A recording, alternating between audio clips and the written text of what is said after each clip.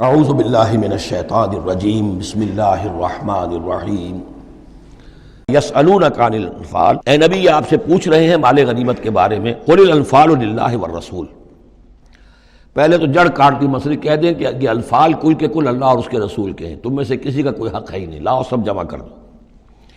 یہ فتح جو ہے تمہارے ہاتھوں نہیں آئی ہے، یہ اللہ کی خصوصی مدد سے آئی ہے، لہذا کسی کا کوئی حق نہیں۔ زیرو لیول پر لا کر پھر ان کو سنبھالنا آسان تھا کہ جب معلوم ہو کہ سب کچھ ہاتھ سے دے کر، تو پھر تو ظاہر بات ہے کہ آدمی جو ہے جب ساری جاتی دیکھیے تو آدھی دیجے بانٹ والی بات ہے، پھر وہ کم کے اوپر بھی راضی ہو گئے۔ لیکن پہلا مسئلہ یہی تھا، قل الانفال للہ والرسول واتقوا اللہ، اللہ کا تقوی اختیار کرو، واصلحوا ذات بینکم، اور اپنے آپس کے معاملات کو درست کرو، واطیعوا اللہ ورسولہ، اور اللہ اس کے رسول کی اطاعت کرو، ان کنتم مؤمنین، اگر تم مومن ہو۔ گویا کہ جڑ ہی کاٹ دی، کسی کا کوئی حق اس میں ہے ہی نہیں، یہ سب اللہ اور اس کے رسول کے لیے، یعنی اسلامی ریاست کے لیے۔ اب یہاں جو آگے آیات آ رہی ہیں بڑی اہم ہیں۔ بندہ مومن کی شخصیت کا جو حیولہ ہے اور بندہ مومن کی جو تعریف ہے، جامع ترین اور مختصر ترین الفاظ میں یہ آئی ہے سورہ حجرات میں۔ اس کے دو حصے ہیں، ایک تو ہے بندہ مسلم، مسلمان کے لیے تو 5 چیزیں ہیں، کلمہ شہادت، نماز، روزہ، حج، زکوٰۃ۔ لیکن حقیقی مومن کے لیے اس میں 2 اضافی چیزیں شامل کرنی پڑیں گی۔ وہ کیا ہیں؟ دلی یقین اور عملی جہاد۔ بندہ مومن کی شخصیت کے اندر یہ 2 رخ اور ہونے چاہیے۔ جو صرف مسلمان ہے، کلمہ شہادت، نماز، روزہ، حج، زکوٰۃ، بنی الاسلام علی 5، شہادت اللہ الہ الا اللہ وان محمد رسول اللہ واقام الصلاۃ وایتاء الزکوٰۃ وصوم رمضان وحج البیت۔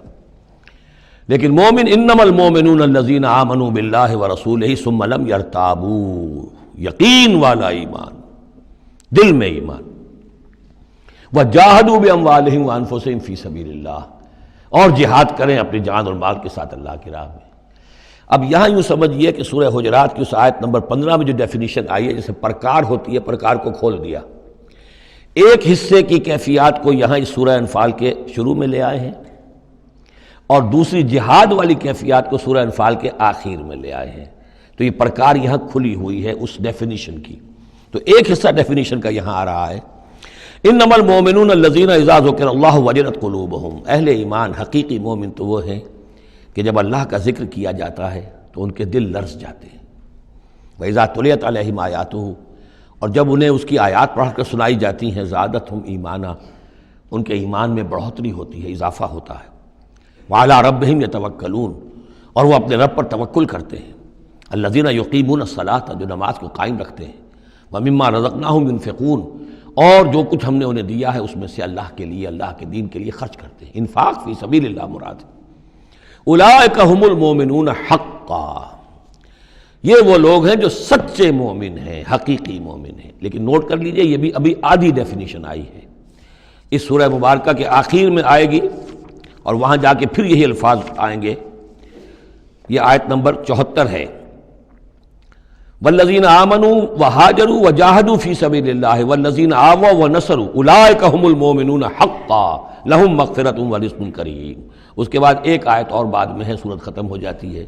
تو لاسٹ بٹ 1 آیت، اور ادھر پہلی کے بعد دوسری، ان 2 جگہ پر ایمان کے حقائق کو تقسیم کر کے، پرکار کو کھول کر، گویا کہ پوری صورت کو ان 2 کے درمیان میں لے لیا گیا ہے، گود میں لے لیا گیا ہے۔